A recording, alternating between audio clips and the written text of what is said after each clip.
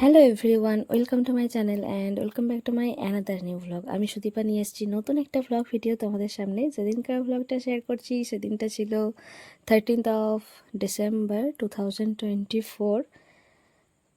এখন আমি এই ভ্লগটা স্টার্ট করেছি তখন ওই 9টা কি 9:30 এরকম বাজে। অবশ্যই শীতকালের ভিডিও, সেটা তোমরা বুঝতেই পারছো। আর হ্যাঁ, জানি শীতকালে মানে শীতের ভিডিও এই গ্রীষ্মকালে দেখতে কেমন একটা জানি অড লাগছে, তাও কিছু করার নেই, আমার মতো মানুষের জন্য একটু দেখে নাও।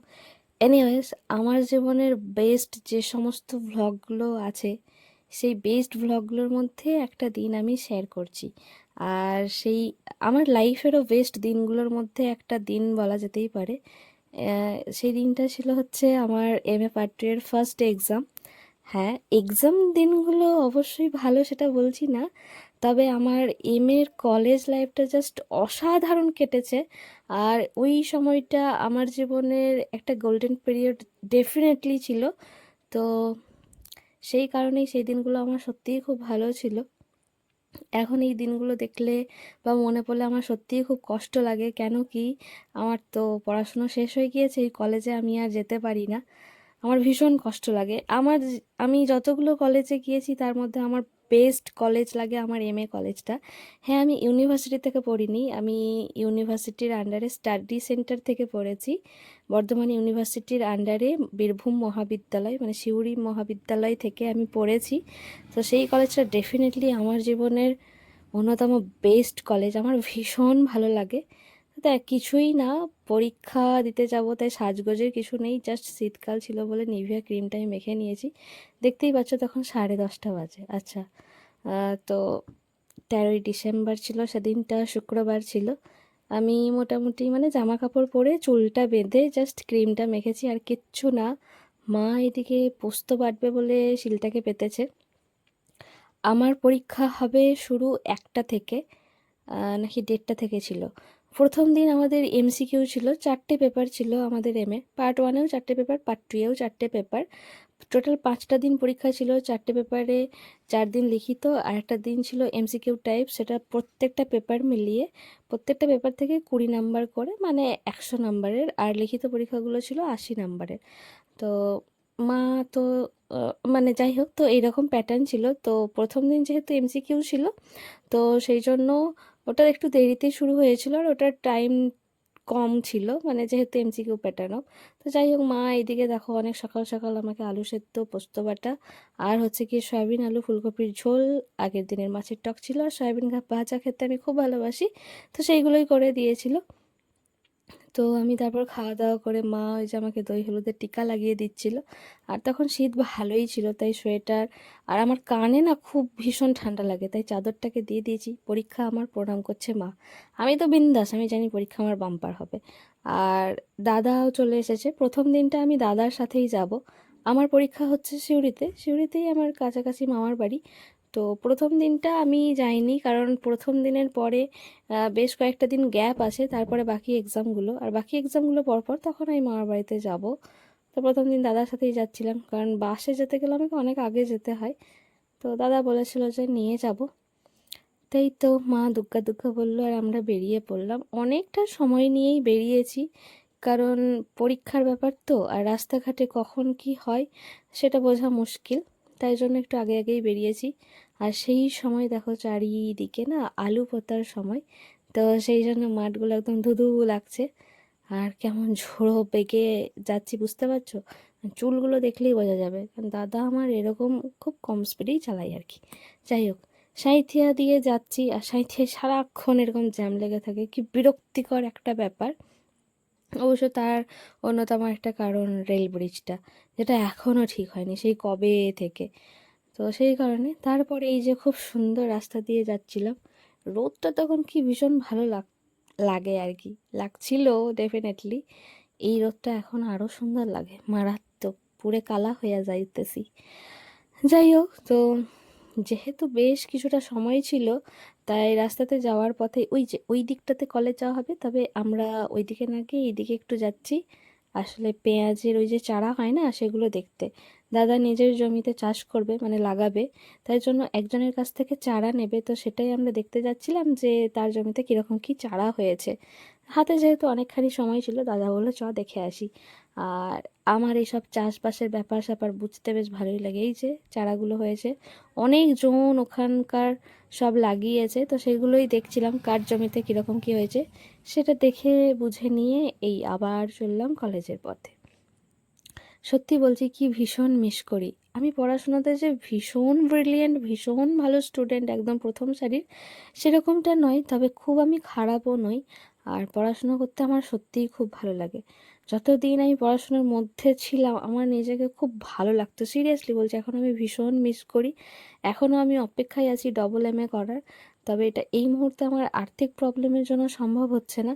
খুব তাড়াতাড়ি সেটাও আমি সম্ভবপর করব নিজের লাইফের জন্য। এই তো ঢুকেও গেছি সিউড়িতে, আর কলেজের দিকে যাচ্ছি। আর সিরিয়াসলি বলছি, এই ভিডিওগুলো দেখতে দেখতে আবার আমি সেই নস্টালজি হয়ে যাচ্ছি। আমার ভীষণ কষ্ট লাগছে, কারণ ওই মুহূর্তগুলো আমার খুব ভালো ছিল। যেহেতু আমি ডিস্টেন্সে এমএ করেছি, তাই প্রতিদিন আমাদের কলেজ হতো না, সপ্তাহে একটা দিন রবিবার, শনি রবি দুটো দিন আমাদের ক্লাস হতো। কখনো কখনো একটা দিন হতো, তবে সেই সময়গুলো বেশ ভালো ছিল। দেখতে দেখতে কেমন করে যেন 2 বছর কেটে গেল। আমার ভীষণ মন খারাপ, কারণ এই পরীক্ষার কটা দিনই তো যাব, তারপর তো আর যেতে পারবো না। আর আমাদের কলেজটা একদম নিরিবিলি জায়গায়, সেখানে মানুষের কোলাহল নেই, হই হট্টগোল নেই, বাস ট্রেন কোনো কিচ্ছুর আওয়াজ নেই, আর এত সুন্দর প্রাকৃতিক পরিবেশের মধ্যে কলেজটা আমার ভীষণ ভালো লাগে। চারিদিকটা সবুজে সবুজময়, অসাধারণ। এই যে বাঁদিকে যে ভবনটা দেখতে পেলে, ওখানে আমাদের এক্সাম হবে। আর এখানে দেখো, এই মুহূর্তটা দেখে তোমাদের বিশ্বভারতীর কথা মনে পড়ছে না, যে ছাতিম তলায় যেভাবে পড়ানো হতো? তো সেটাই দেখছি, এখানে ক্লাস চলছে। আমাদের এক্সাম হলেও বাকিদের তো ক্লাস, কারণ এখানে তো রেগুলার বেসিসে কলেজ হয়, মানে যারা হচ্ছে গিয়ে গ্র্যাজুয়েশনের স্টুডেন্ট তারা ক্লাস করছে। অন্যান্য দিন আমরা এই সমস্ত পরিবেশ দেখতে পাই না, কারণ আমাদের রবিবারে ক্লাস হতো, তো রবিবার দিন তো বাকিদের ছুটি থাকতো। তবে এটা আমাদের যেহেতু শুক্রবার ক্লাস ছিল, তাই ওখানে দেখতে পাচ্ছি। আর আমি দেখছি অনেক আগেই চলে এসেছি, তখনও কেউ এসে পৌঁছায়নি। দাদার সাথে সেই বিষয় নিয়ে গল্প করছিলাম, আর ওই যে হাসাহাসি করছিলাম আমি। আসলে দাদা তাড়াতাড়ি চলে এসেছিল, আর হাতে অনেকটা সময় নিয়েই বেরিয়েছিলাম, তাই তাড়াতাড়ি চলে এসেছি। বাকিদের সবাইকে ফোন করছি যে তোরা কোথায়, ওরাও আমাকে ফোন করছে। কারণ এর আগে যারা রেগুলার বেসিসে আমার ব্লগ দেখেছে তারা জানে যে আমরা সবাই বাস স্ট্যান্ডে এক জায়গায় হয়ে তারপর আসতাম। তো আজকে শুধু দাদার সঙ্গে এসেছি, আর অন্য রাস্তা দিয়ে এসেছি, তাই চলে এসেছি। আর দাদা এদিকে দেখো, তার গোঁফে তা দিচ্ছে, বাবা কি কেত মাইরি, কি আর বলবো। তারপর দেখছি সবাই এক এক করে আসছে। আহ, আমি এখনও অপেক্ষা করছি। প্রথমেই দেখছি মৃন্ময়ী আসছে, ও অন্যান্য সময়ও আগে আসে। তারপর দেখছি বাকিরা আসছে, বাকি পুরো গ্যাং সব আসছে। আমি অন্যান্য দিন এদের সাথে আসি, কিন্তু আজকে আসা হয়নি যেহেতু দাদার সাথে এসেছি। আর এরই মাঝে হঠাৎ করে দেখছি আমাদের হিরো অমিত কোথা থেকে চলে এলো, যাব বাবা, কিছু বুঝতেই পারলাম না। সবাই চলে আসার পর তারপরে এই তো এক্সাম হলের দিকে এগিয়ে যাচ্ছি। সবাই গিয়ে নিজেদের নাম তো রয়েইছে অ্যাডমিটের রোল নাম্বার অনুযায়ী, সরি রেজিস্ট্রেশন নাম্বার অনুযায়ী, তো সেইভাবে গিয়ে বসে পড়লাম। আর এখানে দেখো সবার হাসি ঠাট্টা হই হুল্লোড় চলছে। কে বলবে আমাদের এক্সাম, আমাদের সব টেনশন কাজও করে না, মানে এতটাই প্রো লেভেলের হয়ে গেছি আমরা, যে কি আর বলবো। যাই হোক, তো অনেকক্ষণ ধরেই বসে আছি, আলোচনাও একবার করে করে নিলাম। তারপরে দেখলাম টাইম হয়ে গিয়েছে 12টা 45, মানে পৌনে একটা। এবার তো এক্সাম শুরু হবে, তাই যা সমস্ত কিছু ছিল সেই সমস্ত কিছু বের করে নিয়েছি। আগের বার অর্থাৎ পার্ট 1-এর ফার্স্ট এক্সামের দিন আমি যথারীতি লেট ছিলাম, আর আমাকে অমিত তারপরে নিয়ে এসেছিলো, ভাগ্যিস ও আনতে গিয়েছিলো, নাহলে আমার যাতা হতো। লেট ছিলাম বলতে আমি বেরিয়েছিলাম অনেক আগে, কিন্তু বাসের এমন গন্ডগোল ছিল যে আমার আসতে অনেকখানি লেট হয়ে গিয়েছিল।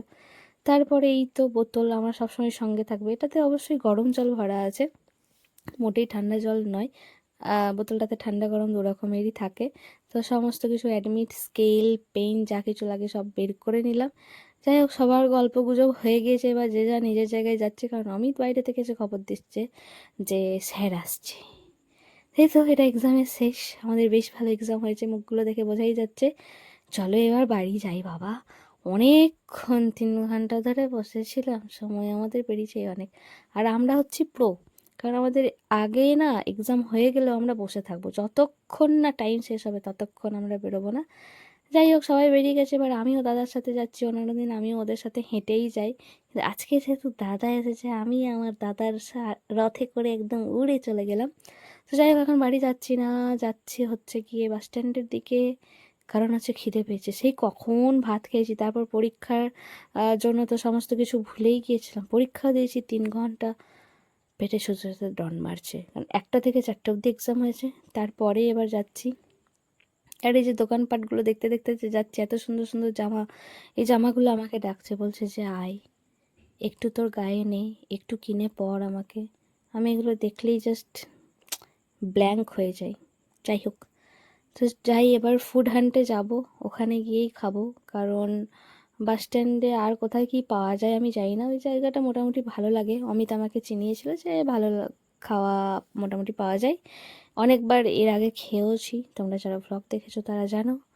তাই যাচ্ছি ওখানেই, চলো ওখানে খাই। টিন বাজার দিয়ে আমি ভিতর দিয়ে এলাম, আর আমার কলেজটা হচ্ছে শিউরি বারুইপুরে।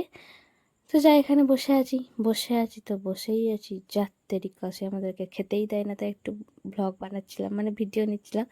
দাদার দাদাকে, মানে দাদা বসেছিল ভাবনা চিন্তা করছিল, সেটা আমি ভিডিও নিয়েছি, সেটার জন্য হেসে মরছিলাম। এখানে ঘড়িটা দেখছি বেশ সুন্দর, ইউনিক স্টাইল, কাঁটা চামচ, মানে খুলে না গলায় গেঁথে দেবে এরকম মনে হচ্ছে। এনিওয়েজ, এখানের সেফ এখন যে কোথায় কে জানে বাবা কী করছে। আমরা এখানে চাউমিন অর্ডার দিয়েছিলাম, সে আর আসেই না বাবারে, খিদে জ্বলন একেই এত, তার উপর এখানে বসে থাকতে থাকতে আমার খিদে আরও বেড়ে গেছে। বহু অপেক্ষার পর ফাইনালি খাবার এসেছে বাবা। চলো খেয়ে দিয়ে এবার বাড়ি যাই, আবার নেক্সট এক্সাম আছে, সেই সমস্ত কিছুর প্রিপারেশন নিতে হবে। আবারও আমি ঝোড়ো কাকের মতো উঠতে উঠতে যাচ্ছি, দাদার সঙ্গে গেলে আমার এই অবস্থাই হয়। আর কানে আমার এত ঠান্ডা লাগছিল যে ভালো করে চাপা দিয়ে দিয়েছি। আর এই দিনগুলো আবার যদি ফিরে পেতাম কী যে ভালো হতো, ভীষণ ভীষণ মিস করি এত গসিপ, হই হট্টগোল, আনন্দ, স্পেশালি আমার কলেজটাকে। তো এই ছিল সেদিনকার ছোট্ট একটা ভ্লগ, ছোট্ট নয় অনেকখানি বড় হয়ে গিয়েছে। তোমাদের কেমন লেগেছে অবশ্যই জানিও, দেখা হবে নতুন কোনো ভিডিওতে, ততক্ষণ টাটা, রাধে রাধে।